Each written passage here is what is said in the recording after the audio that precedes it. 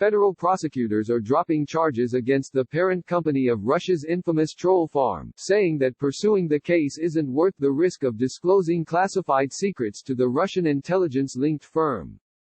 In a motion filed late Monday, prosecutors argued that the government should drop conspiracy charges against Concord management because the balance of equities has shifted, in seeking justice against the company.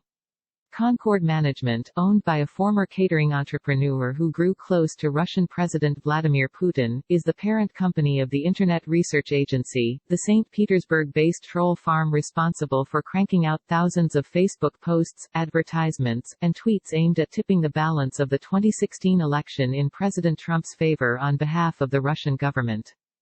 Concord made the unusual decision to contest the charges against it, despite the fact that it refused to send a corporate representative to the U.S. to answer for the company.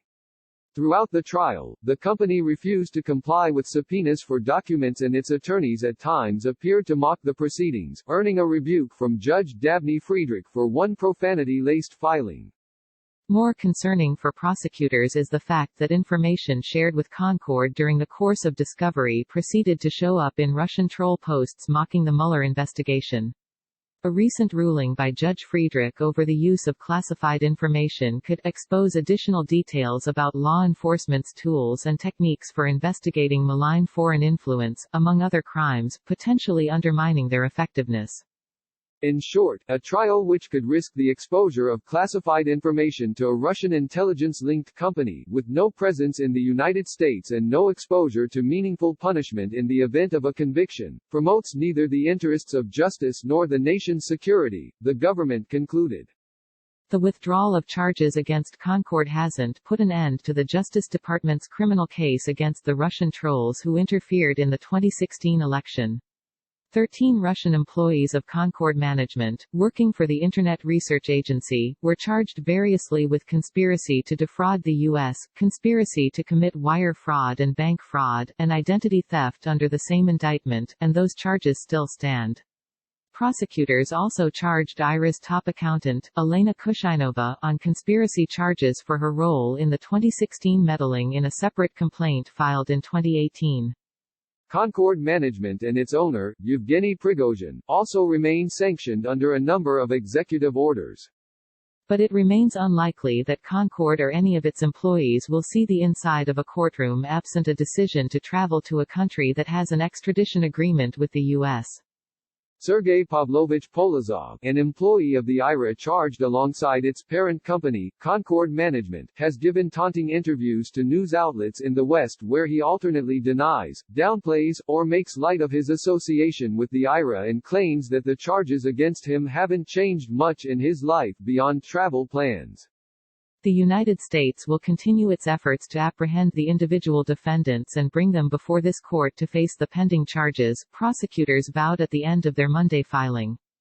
As the coronavirus has worsened, members of the task force President Donald Trump has assigned to combat the pandemic have reached out to prominent conservative social media influencers and right-wing TV and radio stars to offer them private briefings and information sessions with Vice President Mike Pence and other top administration officials, the Daily Beast has learned. The communications strategy began backstage at the Conservative Political Action Conference, the annual gathering that takes place just outside of Washington, D.C., and which happened to have an attendee diagnosed with coronavirus this year. The direct outreach occurred on Thursday, February 27, the day after Trump tapped Pence to lead the task force. There, the vice president hosted an informal briefing on COVID-19 and the administration's latest efforts, with several right-leaning personalities with large followings on Twitter and other social media platforms, according to a source with direct knowledge of the gathering. The following Wednesday, Pence hosted another closed-door meeting with conservative influencers, with this one lasting for roughly an hour in the vice president's office on White House grounds. The meeting was helmed by senior Trump administration officials such as Pence and Mark Short, the vice president's chief of staff who previously served as Trump's legislative affairs director. According to 3 people with knowledge of the meeting, attendees included Fox News fixture and prolific MAGA tweeter Dan Bongino, former Trump advisor and current War Room 2020 podcast host Jason Miller, Newsmax TV host and Trump's former press secretary Sean Spicer, former White House official and Sinclair Must Run commentator Boris Epshteyn, Sinclair anchor and ex-Fox News host Eric Bolling, and former Representative Jack Kingston, a Trump surrogate. During the meeting, attendees discussed how their collective Twitter following, estimated at tens of millions, could be used as a bullhorn for the administration, these sources said. Pence discussed the difficulties the administration was confronting related to producing coronavirus testing kits, as well as airline cleaning protocols, nursing home cleaning measures, and the number of masks the administration hopes is produced by the company 3M. At one point, Pence mentioned how he'd recently had what he thought was a very productive conversation with Democratic House Speaker Nancy Pelosi, DCA, and then expressed frustration to the room about how she subsequently went before the press to bash him as anti-science, sources recounted. The outreach from Pence illustrates the lengths that the White House is going to push its message on the coronavirus as well as the distinctive challenges it is confronting in the modern media landscape. All administrations back-channel to like-minded surrogates.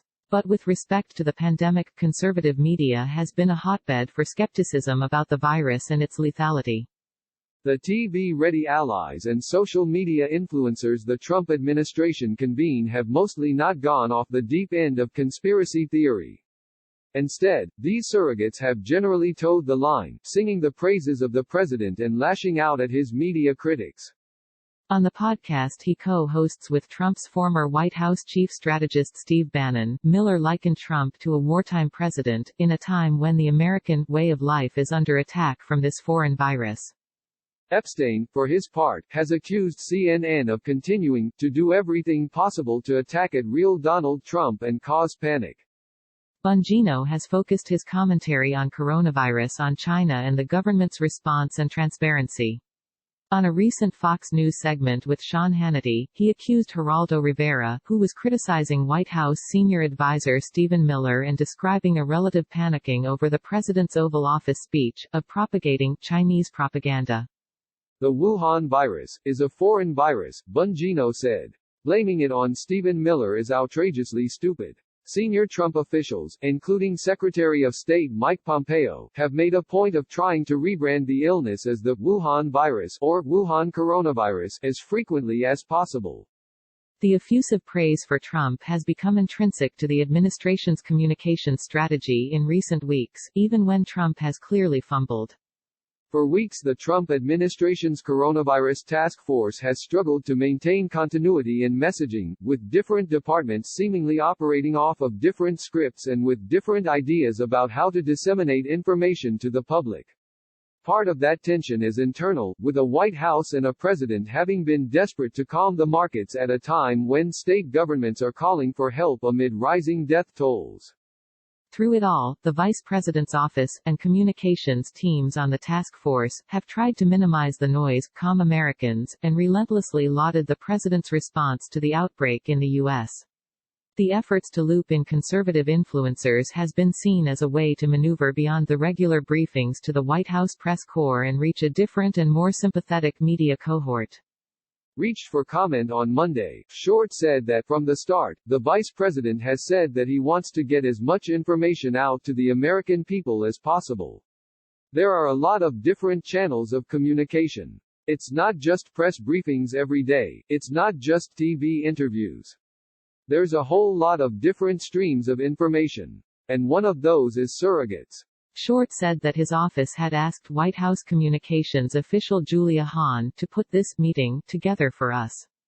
We'll probably continue to do that. There's one more in development now, but I hope we continue to do these regularly, either in person or via teleconference. It's all part of a larger strategy. Spicer returned a request for comment, acknowledging the meeting, saying, "The Vice President and Ambassador Bricks did a great job ensuring we had a clear understanding of the whole of government approach being utilized to address and contain the coronavirus." In addition to the efforts to get the administration's message out through sympathetic channels, the outreach also underscores the degree to which the vice president has asserted his power over the White House's efforts to respond to the virus. Late last month, Trump tapped Pence as the leader of the coronavirus task force, a team of scientists, academics and other federal officials focusing on ensuring the safety of Americans through the pandemic.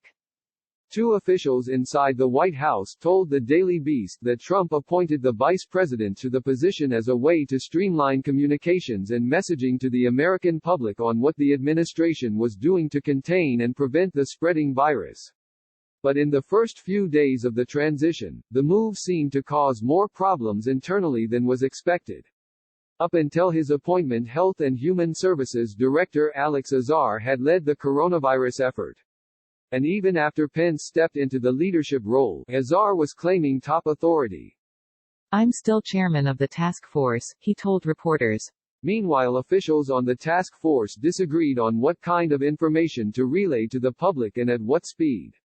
The scientists and academics, for example, argued that the vice president should clearly communicate the worst-case scenario so that Americans could prepare themselves.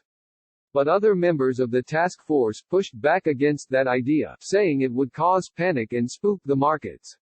Pence had largely prevailed in that battle. Though Dr. Anthony Fauci, director of the National Institute of Allergy and Infectious Diseases a member of the task force, appeared to try to publicly push out information that the White House had yet to acknowledge in a congressional hearing last week, when he told lawmakers that the worst was yet to come. Not only is the vice president's office briefing and meeting with social media influencers, they are also meeting with Republicans on Capitol Hill.